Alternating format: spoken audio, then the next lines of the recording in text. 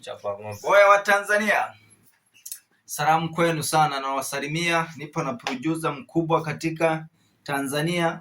Kwanza angalia cheni. Kuna producer mwingine umeshawahi kumuona Tanzania mwenye cheni kama hii?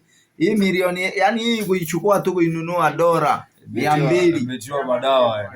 Kwa hiyo sasa cheni ya madawa. Kwa hiyo sasa kacha sio kacha ya kienyeji. Tuna vitu vimewekwa.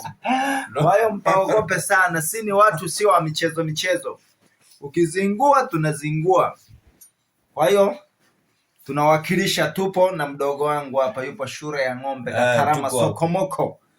Nulula isio nhobola gete. Muonyeshe.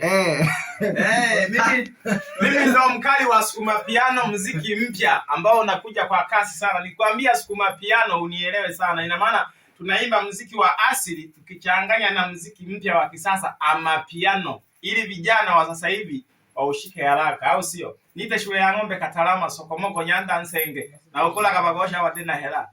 Nipo na dereva wangu huyu hapa. Umeniona? Nimeshindikana kwenye bodaboda. Au mtafuta waganga wa kienyeji. Oe. Huyo. Jitambulishe wewe. Nipo tu nimetulia. Sasa tambulika zamani.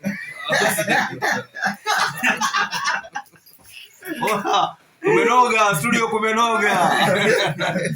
Tupo tunatengeneza nyimbo ya asili hapa, kabila ya Kisukuma.